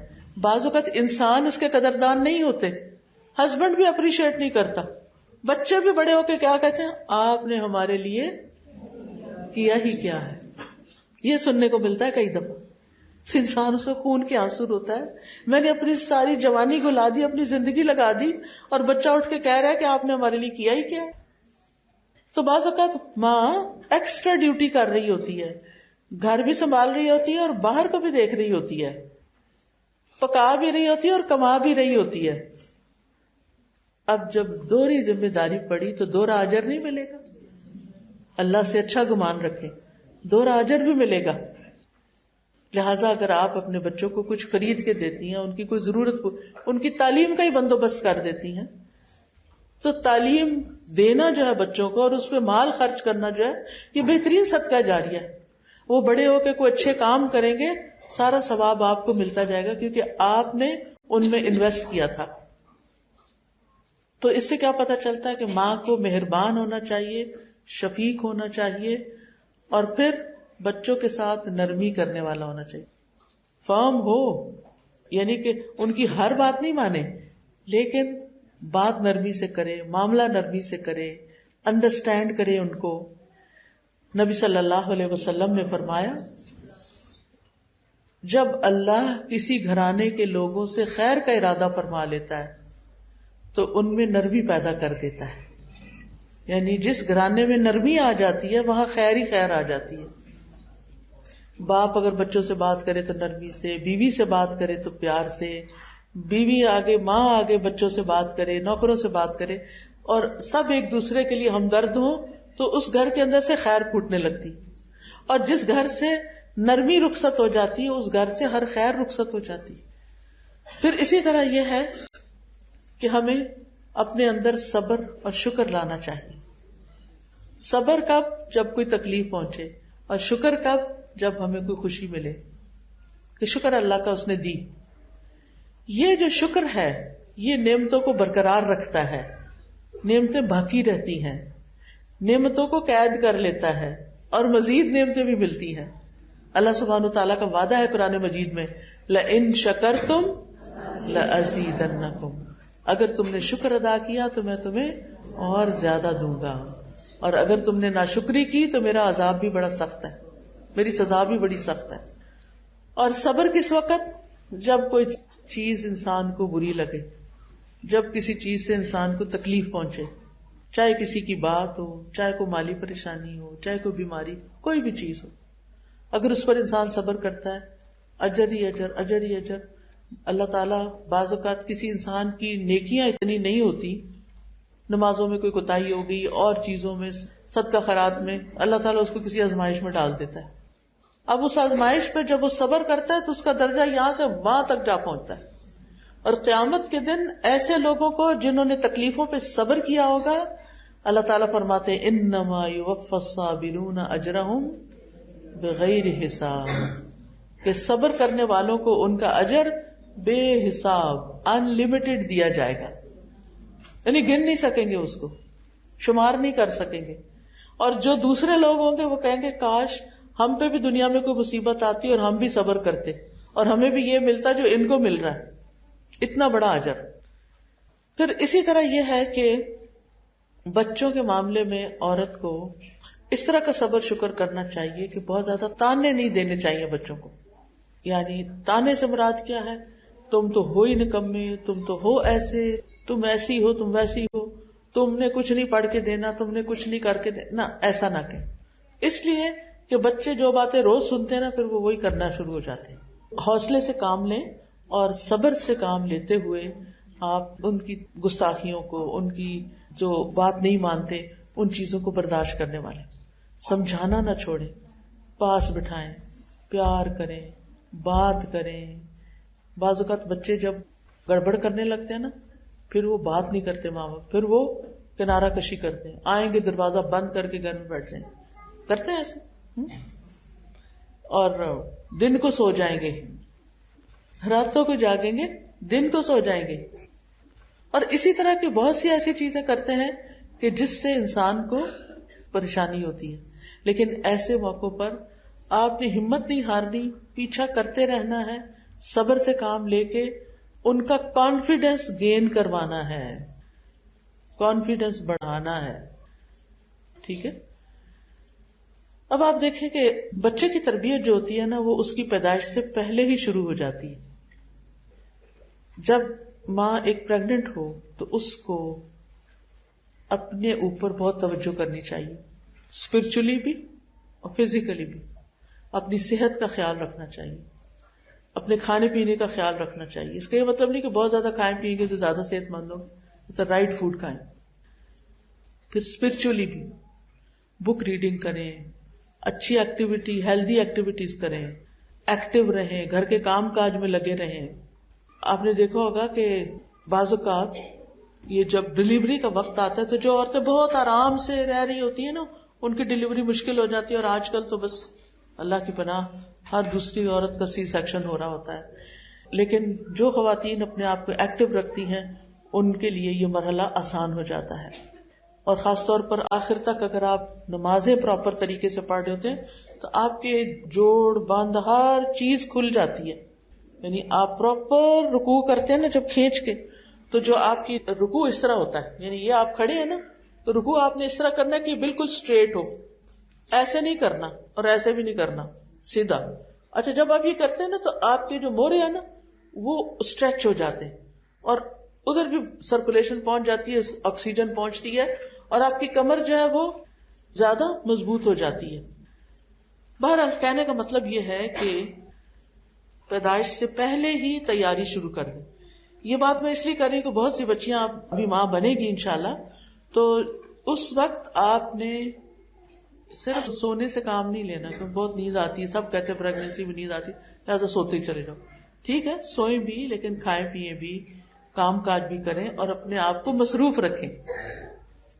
آپ یقین کریں کہ میرا جو چوتھا بچہ تھا وہ سب سے زیادہ آسان تھی اس کی سارا وہ جو ٹرم تھی پریگنینسی کی، کیونکہ اس وقت میں الہدا شروع ہوا تھا، فرسٹ بیچ تھا، اور میں پڑھنے پڑھانے میں اتنی مصروف تھی کہ آخری دن بھی میں نے تیسرے سپارے کے 3 ربع پڑھائے تھے. اور الحمدللہ یعنی مجھے ورنہ کیا ہوتا تھا، ہائے پتہ نہیں کتنے دن رہ گئے، پتہ نہیں کب ہوگا، پتہ نہیں کیا ہوگا، ہائے ہائے پتہ نہیں کیا ہوگا، تو ایک خوف اور ہائے ہائے کرتے وقت گزر جاتا تھا. تو جب وہ میں مصروف ہوئی تو مجھے پتہ ہی نہیں چلا وقت کدھر گزرا. اور الحمدللہ اس کے بعد بھی پھر مصروفیت خیر بڑھتی چلی گئی. کہنے کا مطلب یہ ہے کہ پریگنینسی میں لیزی بن کے نہ رہیں، سست نہ رہیں. کیوں؟ اس لیے کہ پھر بچے بھی سستی ہوں گے. یعنی جو آپ کا رجحان ہوگا، جو آپ کریں گے نا وہی ان کے اوپر اثرات آئیں گے. لہٰذا بہت ضروری ہے کہ آپ ان کے ساتھ کیا کریں، اپنی پریگنینسی کو اپنے اوپر حاوی نہ کریں کہ ہائے ہائے میرے ساتھ پتہ نہیں کیا ہو گیا. بہت چینجز آتے ہیں سائیکولوجیکل چینجز ہوتی ہیں، انسان کا مزاج فرق ہو جاتا ہے، انسان کے پورے ہارمونل چینجز آتی ہیں نا، باڈی کے اندر ایک اور چیز بننا شروع ہوگی، فیکٹری نے کام کرنا شروع کر دیا تو وہ سارے بدن کے اندر ایک شور تو مچے گا، لیکن اس کو آپ نے بڑے صبر و تحمل اور اچھے کام کرتے ہوئے اس وقت کو گزارنا ہے. پھر اسی طرح یہ کہ اس دوران بھی آپ اللہ تعالیٰ سے دعا کرتے رہیں کہ یا اللہ مجھے اور میری اولاد کو شیطان سے بچا کے رکھنا. اور خاص طور پر جب بچہ پیدا ہو رہا ہو تو دیکھیں کہ حضرت مریم کی والدہ نے کیا کہا تھا، انی اعیذھا بک وذریتھا من الشیطان الرجیم، کہ میں اس بچی کو اور اس کی اولاد کو بھی شیطان مردود سے تیری پناہ میں دیتی ہوں. کیونکہ شیطان انسان کا دشمن ہے، اور جب بچہ پیدا ہوتا ہے شیطان اس کے پاس پہنچ جاتا ہے، اس کو رلانے کے لیے، ورغلانے کے لیے، ستانے کے لیے. تو اس وقت میں بھی آپ نے کیا کرنا ہے، اللہ کا ذکر کرتے رہنا ہے. بہت سی مائیں سمجھتی ہیں کہ اگر بچہ پیدا ہو گیا، نفاس شروع ہو گیا، اب ذکر نہیں ہو سکتا. نہیں، بالکل ذکر ہو سکتا ہے. آپ تسبیح پڑھیں، آپ درود شریف پڑھیں، آپ استغفار کریں، آپ دعائیں پڑھیں، آپ صبح شام کے اذکار کریں، آپ قرآن کی تلاوت سنیں. اب تو خیر بہت ہی آسانی ہو گئی ہے. مجھے یاد ہے کہ میں نے پہلا ٹیپ ریکارڈر اس وقت خریدا تھا جب میری بچی پیدا ہوئی تھی، پہلی بچی، کیونکہ مجھے یہ فکر تھا کہ اب یہ پیدا ہو رہی ہے تو اب میں تلاوت نہیں کر سکوں گی، تو پھر تو قرآن سے رابطہ نہیں رہے گا، تو کوئی طریقہ ہو. اس وقت آ جا کے ایک لے دے کے کیسٹ ملتی تھی ان کی قاری باسط مصر کے، ان کی سورت رحمان، اور وہ جو ہے وہ قاری باسط کی بس آڈیو ملتی تھی، تو کسی اور کی کوئی آڈیو شاڈیو نہیں ہوتی تھی. تو میں نے وہ کیسٹ 22 روپے میں پتہ نہیں خریدی، اور کیسٹ ریکارڈر خریدا شاید 1000 روپے میں تھا یا کتنا. تو وہ پھر میں وہ لگا لیتی تھی کہ میں جب بچی کو دودھ پلاؤں تو ساتھ ساتھ سنتی رہوں. کیونکہ بچہ جو ہوتا ہے نا پہلے 2 سال میں اسپنج کی طرح ہوتا ہے، جو آپ اس کو سنائیں، جو آپ اس کو سکھائیں وہ سیکھتا چلا جاتا ہے. اور یہاں تک کہا جاتا ہے کہ پیٹ میں بھی بچے کے کان سننا شروع ہو جاتے ہیں، لہٰذا جو باتیں آس پاس ہوتی ہیں وہ ساری سن رہا ہوتا ہے. سمجھتا ہے یا نہیں وہ الگ بات ہے، لیکن وہ چیز اس کے اندر جا رہی ہوتی ہے. اسی لیے آپ دیکھیں کہ میں نے ایک آرٹیکل پڑھا تھا کہ جو یہودی مائیں ہوتی ہیں وہ پریگنینسی کے دوران بڑے بڑے مشکل میتھمیٹکس کے کوسچنز کر رہی ہوتی ہیں، سائنس کی کتابیں پڑھ رہی ہوتی ہیں. انہوں نے جو اپنے بچے کو بنانا ہوتا ہے اس کے متعلق وہ خود پڑھنا شروع کر دیتی ہیں، تاکہ جب ہمارا بچہ پیدا ہو تو اس کے اندر یہ نالج لینا مشکل نہ ہو. تو آپ دیکھیں کہ ہم تو غفلت میں ہی زندگی گزار دیتے ہیں اور اس کی پریپریشن ہی نہیں کرتے. خیر، جب بچہ پیدا ہو جاتا ہے تو پھر اس کے بعد یہ کہ کسی نیک انسان سے اس کی تحنیک کروانی چاہیے. جو پہلی غذا اس کے اندر جاتی ہے وہ بڑی امپورٹنٹ ہوتی ہے. اچھا نام رکھنا چاہیے، عقیقہ کرنا چاہیے، اور پھر اس کو اپنا دودھ پلانا چاہیے. بہت سی مائیں اس وقت جاب کی وجہ سے یا کاموں کی وجہ سے بچے کو اپنا دودھ نہیں پلاتی. ایک بات یاد رکھیے کہ جب زندگی میں اولاد اور کام کے بیچ میں آپ کو ایک آپشن ملے کہ ایک کام کر لیں، یا بچے پال لیں یا جاب کر لیں، تو آپ اس وقت بچوں کو اہمیت دیں، کیونکہ یہ ان کا ٹائم ہے. یعنی ان کو آپ وقت دیں، ان کو اپنے ساتھ رکھیں، کیونکہ ان کے سیکھنے کی عمر نکل جائے گی آپ سے، جو آپ نے سکھانا ہے. باقی تو وہ ساری زندگی سیکھتا ہے انسان. بہرحال اپنا دودھ پلائیں. جو بچے اپنی ماں کا دودھ پیتے ہیں ان کی امیونٹی بہت بہترین ہوتی، اور اس کا میں نے اپنے بچوں میں بھی تجربہ کیا ہے. میں نے اپنے بیٹے کو پورے 2 سال دودھ پلایا تھا جسے قرآن میں آتا ہے نا، اور الحمدللہ وہ کم بیمار ہوتا ہے، اور اگر ہوتا بھی تو جلدی ریکور کر جاتا ہے.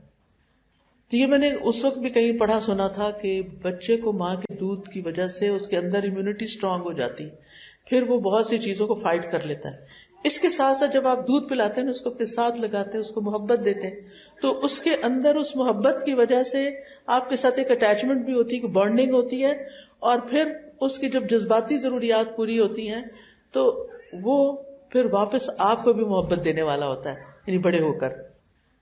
آپ دیکھیں کہ حضرت اسماعیل علیہ السلام کی والدہ جن کو حضرت ابراہیم چھوڑ آئے تھے مکہ میں، وہ کیا کرتی تھی، اپنے بچے کو دودھ پلاتی تھی اور پھر پانی کی تلاش میں نکلتی تھی. پھر ان کا دودھ بھی آنا بند ہو گیا، پانی نہیں تھا، اور پھر دوڑ رہی تھی، ڈھونڈ رہی تھی، تو اللہ نے زمزم دے دیا، جو الحمدللہ آج ہم سب شوق سے پیتے پلاتے ہیں.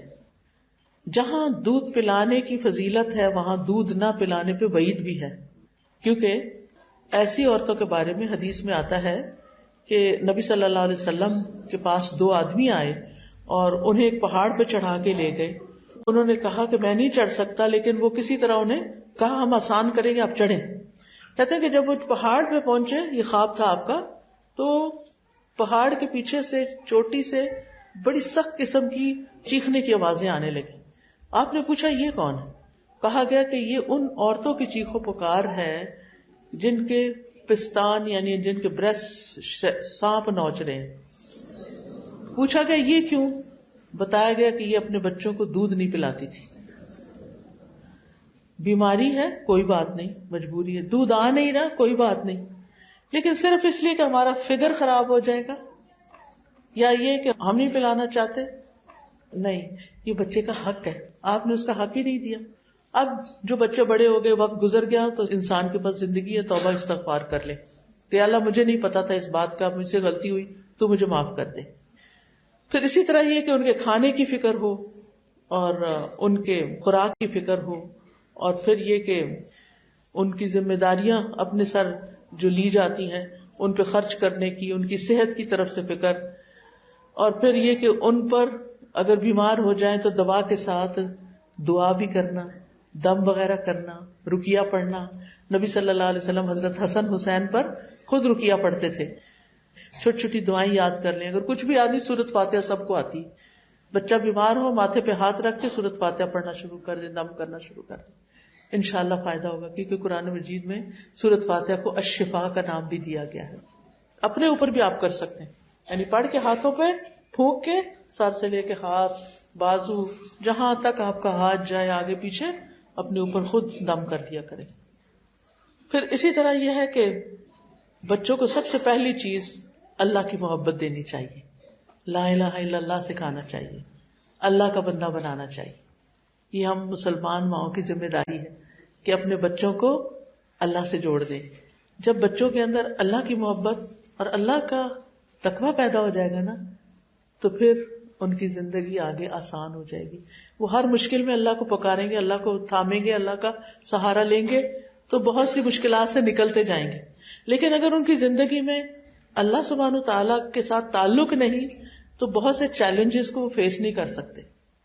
پھر اسی طرح انہیں نبی صلی اللہ علیہ وسلم کے حالات بتانے چاہیے، سیرت کے سبق سکھانے چاہیے، دین کی باتیں اور سکھانی چاہیے، اچھی کہانیاں پڑھنی چاہیے. پھر ان کے ساتھ ان کو اچھے اچھے اسلام کے جو احکامات ہیں وہ سکھانے چاہیے، نماز سکھانی چاہیے، اور چھوٹی عمر میں ان کو اپنے ساتھ کھڑا کریں نماز کے لیے. قرآن پڑھنے لگے تو پاس بٹھا لیں. پھر اسی طرح جب چھوٹے ہوتے وہ کہتے ہیں نا ہم نے بھی روزہ رکھنا ہے تو رکھنے دیں. انہیں کہ چلو ٹھیک ہے آدھے دن کا رکھ لیتے ہیں، لیکن ان کو منع نہیں کریں. نیکی کے ہر کام ان کو شریک کریں، مثلا صدقہ دینا، غریبوں کو کچھ بانٹنا، آپ ان کے ذریعے کروائیں تاکہ ان کے ہاتھ سے جائے، ان کو بھی فائدہ پہنچے اور ان کو دینا آئے. پھر اسی طرح نمازوں میں جیسے باپ ہے تو مسجد میں لے کر جائے. پھر اسی طرح بچوں میں اچھی تمیز پیدا کی جائے، ان کی وقتاً فوقتاً اصلاح کی جائے. کچھ مائیں ہوتی ہیں بچوں کو بس چھوڑ دیتی، جو مرضی کرے، چلو بھئی اپنے گھر تو آپ نے چھوڑا کہ ساری دیواریں پینسلوں سے لکیریں مار مار کے انہوں نے خراب کی ہوئی ہیں، لیکن وہ اس وقت بھی نہیں روکتی جب وہ کسی مسجد جاتے ہیں یا کسی کے گھر جاتے ہیں کہ بھی ان کی چیزوں کی چھیڑ چھاڑ نہیں کرنی. وہ ادھر بھی وہ تمیز بھی نہیں سکھاتی، جس کی وجہ سے بچے جو ہیں شتر بے مہار ہوتے ہیں، یعنی جو ان کے دل میں آتا ہے وہ کرتے ہیں، اور دوسرے لوگ پھر تنگ ہوتے ہیں. پھر ہم کہتے ہیں ہمارے رشتے دار ہمیں ملنے کو پسند نہیں کرتے، ہمیں اپنے گھر نہیں آنے دیتے. بھئی آپ یہ بھی سوچو آپ نے ان کے گھر لاسٹ ٹائم جا کے کیا کیا تھا؟ انہوں نے پناہ مانگی ہوگی کہ نیکسٹ ٹائم یہ ہمارے گھر ہی نہ آئے. یعنی ہم دوسرے کا قصور فوراً بتاتے ہیں، اپنا نہیں دیکھتے کہ ہم نے کیا کیا. پھر اسی طرح بچوں کو جب کسی چیز سے روکے نا، اس کی وجہ بتایا کریں کہ بیٹا میں کیوں روک رہی ہوں تمہیں. اس روکنے کے نقصان آپ کو خود پتہ ہونے چاہیے. مثلا بچہ بار بار ہیٹر کی طرف جا رہا ہے، اس میں ہاتھ ڈالنا چاہتا ہے، بجلی سے کھیل رہا ہے، تو اس کو بتائیں کہ یہ ہاٹ ہے، آگ سے جل جاتا ہے، پھر زخم ہو جاتا ہے، پھر دردی ہوتی ہے. پھر جتنا جو ایج ہے اس کے مطابق اس کو ایکسپلین کریں. پھر آپ اس کا ہاتھ پکڑ کے نا تھوڑا سا خود پاس لا کے دکھائیں، جلائیں نہیں لیکن قریب کریں. پھر اس کو سمجھ آ جائے گی کہ یہ گرم ہے، پھر وہ کیا کرے گا، خود ہی پیچھے ہٹے گا. پھر اسی طرح مارے نہیں ان کو. کچھ مائیں بڑی ظالم ہوتی ہیں، مار مار کے بچوں کا ستیہ ناش کر دیتی ہیں. شوہر سے غصہ ہے تو وہ بھی بچوں پہ نکل رہا ہے, ساس سے کوئی ناراضگی ہے تو وہ بھی بچوں پہ نکل رہی ہے. قصور کس کا اور شامت کس کی؟ یہ مظلوم بولتے نہیں تو اس کا مطلب حساب نہیں ہوگا, اللہ کے یہاں پکڑ ہوگی. کچھ مائیں تو ہاتھ مروڑ رہی ہوتی, کچھ کان کھینچ رہی ہوتی, کوئی بال کھینچ رہی. کتنی بےزتی بچے محسوس کرتے ہیں جب ایسے کرتے ہیں ہم ان کے ساتھ. تو اس لیے بہت ضروری ہے کہ ہم ان کے ساتھ عزت کا معاملہ کریں, بچوں کو بھی رسپیکٹ دیں. پھر بچوں کے درمیان عدل کریں, فیورٹزم نہیں کریں. آپ یہ نہیں کریں کوئی ایک بچہ تو کہیں یہ تو میرا بہت لاڈلا ہے, میرا سب سے پیارا یہی ہے, ایسے نہیں کریں, دوسرے بچوں کے اندر حسد پیدا ہو جائے گا. اس لیے بہت ضروری ہے کہ آپ ان کے ساتھ کس طرح کا معاملہ کریں, پیار کا معاملہ کریں. اور سب کو یہ ہو کہ ہاں ماں ہم سے بڑا پیار کرتی ہے, لیکن اگر کوئی کہنا کہ آپ مجھ سے پیار کرتی ہیں یا اس سے, تو آپ کے دونوں سے سچ بولیں, ٹھیک ہے. پھر اسی طرح جب بچے بڑے ہو جائیں تو پھر ان کی تعلیم کے لیے اگر آپ ان کو الگ کرنا چاہیں, دور بھیجنا چاہیں, تو ان کو کانفیڈینس دے کے بھیجیں کہ تم یو کین مینج. مجھے یاد ہے کہ میں سرگودا کالج میں جاب کرتی تھی اور میری بیٹی بھی پیدا ہو چکی تھی. اس وقت میں اپنے پیرنٹس کے گھر رہتی تھی. تو آپ کو پتہ ہی ہے کہ بچیوں کو شادی سے پہلے اور بعد دونوں ماں باپ کا گھر بڑا اچھا لگتا تھا. میں تو ان میں سے کچھ زیادہ ہی وہ تھی کہ بس. خیر, اب یہ ہوا کہ میں کالج جاتی تھی اور کالج میں روزانہ اتنا ہیوی اسکیڈول نہیں ہوتا اسکولوں کی طرح کہ صبح 8 سے 2 بجے تک بیٹھو. تو اس میں جب کلاس ہوتی چلی جاتی, کلاس لے کے واپس آ جاتی. پھر اس کے بعد کیا ہوا کہ مجھے آفر آئی اسلامک یونیورسٹی میں کام کرنے کی, اسلام آباد. تو میں نے کہا کہ میں نہیں جاتی, نہ میرا وہاں کوئی رشتہ دار, نہ کوئی بھی نہیں رہتا تھا, کوئی جان پہچان والا بھی نہیں تھا. تو میں نے اپنے والد سے بات کی, میں نے کہا ابا جی مجھے بڑا پیار کرتے ہیں, اور وہ کہیں گے نہیں ٹھیک ہے بیٹا تم ادھر ہی رہو. لیکن جب میں نے ان کو جا کے بتایا کہ اس طرح مجھے جاب کی آفر آئی ہے, تو کہتے ہیں اسی کے لیے تو تمہیں پڑھایا تھا, جب تمہیں ایسی کسی خدمت کا موقع آئے تو تم اس کے لیے تیار ہو. تو میں نے کہا میری بچی کا کیا؟ کہتا ہے اللہ تعالیٰ ہر چیز کا بندوبست کرے گا. اور واقعی اللہ نے پھر کیا ہر چیز کا بندوبست. تو اس میں یہ ہے کہ ایک وقت آتا ہے کہ بچوں کو بچپن میں تو خوب ساتھ لگائیں, لیکن ایک وقت آئے تو ان کو انڈیپینڈنٹ بھی بنائیں, اپنی ذمہ داری خود اٹھائیں, ان کو اس قابل بنائیں کہ وہ اپنے آپ کو سنبھال لیں. اور اس کے لیے ماں کو کانفیڈینس نہیں, بچے تم کر سکتے ہو, تم کر کے تو دیکھو, تم جا کے تو دیکھو. تو یہ مائیں ہوتی ہیں جو پش کر کے ان کو آگے بڑھاتی ہیں. پھر اسی طرح یہ ہے کہ بعض مائیں اپنے بچوں کو دین کے لیے بھی وقف کر دیتی ہیں. مثلا اگر آپ کے 5 بچے ہیں, 4 نے اگر دنیا کی لائنیں اختیار کر لی تو ایک بچے کو دین کے لیے بھی کریں, اس کو زیادہ دین پڑھائیں, وہ علم حاصل کرے, وہ اپنے ماں باپ کے لیے صدقہ جاریہ بنے. پھر اسی طرح یہ ہے کہ بچوں کو نیک مجالس میں لے کے ساتھ جانا چاہیے, ذکر کی مجلسوں میں, کیونکہ بچے اس ماحول سے متاثر ہوتے ہیں, وہاں بہت کچھ سیکھتے ہیں. پھر اسی طرح یہ ہے کہ ان کو بد دعا کبھی نہ دیں. مائیں تنگ آتی ہیں نا تو بعض اوقات بد دعائیں دینے لگتی ہیں. مجھے یاد ہے بچپن میں کچھ لفظ میرے کانوں میں پڑے ہوئے, وہ گھر کے باہر وہ مصلی وغیرہ رہتے تھے نا, تو وہ کہتے شالا مرے. آپ کو تو سمجھ آئی گئی ہوگی میں نے کیا کہا. تو اسی طرح کچھ مائیں کہتی تیرا بیڑا ڈبے, لیکن ہماری نانی کہتی تیرا بیڑا ترے. ڈانٹ رہی ہے لیکن اس میں بھی دعا دے رہی.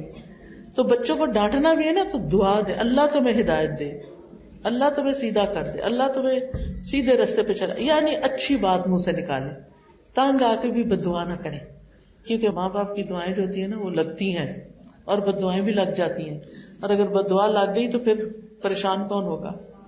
حدیث میں آتا ہے نبی صلی اللہ علیہ وسلم نے فرمایا اپنی اولاد کو بد دعا نہ دو, ایسا نہ ہو کہ وہ اللہ کی طرف سے قبولیت کی گھڑی ہو اور وہ قبول ہو جائے. تو پھر کیا ہوگا, پھر بندہ اس غم سے نہیں نکل سکتا, اسے ریگریٹس ہوتے ہیں, پشیمانی ہوتی ہے, پریشانی ہوتی ہے. تو بہرحال اپنی اولاد کے لیے دعائیں کرتے رہنا چاہیے, پیدا ہونے سے پہلے بھی, بڑے ہو کر بھی, اور پھر ان کی ضروریات کی بھی, ان کے کھانے پینے کی, ان کی جاب کی, ان کے سب مائیں کرتی ہیں. لیکن خاص نمازیں پڑھ کے, خاص نفل پڑھ کے ان کے لیے زیادہ دعا کریں, قبولیت کے اوقات میں دعا کریں, ان کی طرف سے صدقہ خیرات کریں, اور حوصلے سے کام لیں, کیونکہ اس کام میں جتنا بڑا اجر ہے نا اتنا بڑا حوصلہ چاہیے. ہم انسان ہیں, ہم جلدی گھبرا بھی جاتے ہیں, ہم پھر بچوں کو ڈانٹنے بھی لگ جاتے. کوئی بات نہیں, کبھی کبھار ڈانٹ بھی لینا چاہیے, وہ بھی ان کے فائدے کی چیز ہوتی ہے. ہر روز نہیں، ہر وقت نہیں، ٹھیک ہے نا. اہم باتوں پہ صرف، ہر چھوٹی بڑی بات پہ نہیں. اس نے مثلا گلاس اٹھا کے یہاں رکھنے کے بجائے یہاں رکھ دیا تو پھر ڈانٹے، یہ گلاس یہاں رکھنا تھا، یہاں کیوں نہیں رکھا. نہیں، خود اٹھا کے ادھر کر دیں، اس کو پتہ چل جائے گا ادھر نہیں ادھر رکھنا تھا مجھے. کچھ چیزیں عمل سے بھی سکھائی جاتی. اور میں عام طور پہ ماؤں سے کہتی ہوں کہ اگر آپ چاہتے ہیں نا کہ آپ کے بچے اچھے بنے، ان کے لیے اچھا رول ماڈل بن جائے، ان کے لیے مثال بنے، ان کے لیے نمونہ بنے، کہ وہ یاد کریں اس موقع پہ ہماری ماں ایسے کرتی تھی، ہم نے بھی ایسے کرنا ہے. تو انشاءاللہ اللہ سبحانہ و تعالیٰ آپ کو، آپ کے بچوں کو ضرور کامیابی دے گا. مایوس کبھی نہ ہو. بچے زندگی میں تنگ کرتے ہیں، سارے بچے، اسی لیے شاید اجر زیادہ ہے. ایک شخص آیا نبی صلی اللہ علیہ وسلم سے پوچھا سب سے زیادہ اچھا سلوک کس سے کروں؟ فرمایا ماں سے. پھر پوچھا پھر ماں، پھر پوچھا پھر ماں. 3 دفعہ ماں کا ذکر ہے، چوتھی دفعہ باپ کا ذکر ہے. کیوں؟ کیونکہ ماں تکلیفیں زیادہ اٹھاتی. اب یہ نہ کہا کرے میرا میاں تو کچھ کرتا نہیں، سب کچھ مجھے ہی اس بچے کو پالنے کے لیے کرنا پڑ رہا ہے. وہ جو کچھ کر رہا ہے وہ ہم نہیں کر رہے، جو ہم کر رہے ہیں وہ نہیں کر رہا. ہر ایک کا رول الگ ہے، ٹھیک ہے نا. جو ہمیں اللہ نے رول دے دیا نا، جتنا چھوٹا یا بڑا یا بہت بڑا، آپ سمجھے اللہ نے مجھے چن لیا اس کام کے لیے. اچھا یہاں ایک اور بات بھی کروں. کچھ خواتین کے بچے اسپیشل نیڈز والے ہوتے ہیں، اسپیشل نیڈز والے، ہینڈی کیپ ہوتے ہیں. کوئی بچے نابینا پیدا ہو جاتے ہیں، کچھ بچے ہاتھ پاؤں نہیں ان کے کام کرتے، کچھ بچوں کے اور اس طرح کے مسائل ہوتے ہیں. وہ ماؤں کے لیے بڑے غم کی بات ہوتی ہے. یاد رکھیں لا یکلف اللہ نفسا الا وسعها. اللہ جس کو ایسی تکلیف میں ڈالتا ہے وہ اللہ کو پتا ہوتا ہے کیوں اس کو میں اس میں آزمائش میں ڈال رہا ہوں. ان کو اسپیشل بچے کہا جاتا ہے. وہ ہم سب کے لیے سبق ہوتے ہیں. اللہ تمہیں بھی یہ بنا سکتا تھا. اللہ نے سب کچھ دیا نا، شکر گزار بن جاؤ، سیدھے ہو جاؤ. تو انشاءاللہ بس ایک آخری بات یہ یاد رکھیں کہ بچوں کی تربیت میں جو بھی غم، تکلیف، پریشانی آئے گی وہ اجر کا ہی باعث ہے. جو بھی محنت کریں گے اس پر نیکیاں ہی نیکیاں ملیں گی. وہ ہماری بخشش کا باعث ہے، وہ ہماری درجات کی بلندی کا باعث ہے. اس لیے اس کام کو صبر، حوصلے اور خوشی خوشی کے ساتھ کرنا ہے. اور پھر یہ کہ آج کل جو ٹرینڈ چل رہا ہے کہ ہم بچے نہیں پیدا کرنا چاہتے، ہمارا کیریئر ہے، فلانا ہے، ابھی شادی نہیں کرنا چاہتے، یہ اسلامی ٹرینڈز نہیں ہے. اس لیے ہمارے دین میں رہبانیت نہیں ہے. ہمارے دین میں نکاح کرنا بھی عبادت ہے. بعض کیسز میں فرض ہے اگر حرام میں پڑنے کا اندیشہ ہو، ورنہ سنت تو ہے ہی ہے. اور آپ نے فرمایا جو میری سنت سے منہ موڑے گا اس کو مجھ سے کوئی تعلق نہیں. اس لیے اس چیز کو خوشی سے ایکسپٹ کر کے اور اس ذمہ داری کو نبھائیں. اللہ مدد کرے گا. سارے بچے پل جاتے ہیں اور کچھ نہ کچھ بن ہی جاتے ہیں. صبر کا امتحان ہوتا ہے. اللہ تعالیٰ سب کو کامیابی دے. وآخر دعوانا الحمد للہ رب العالمین.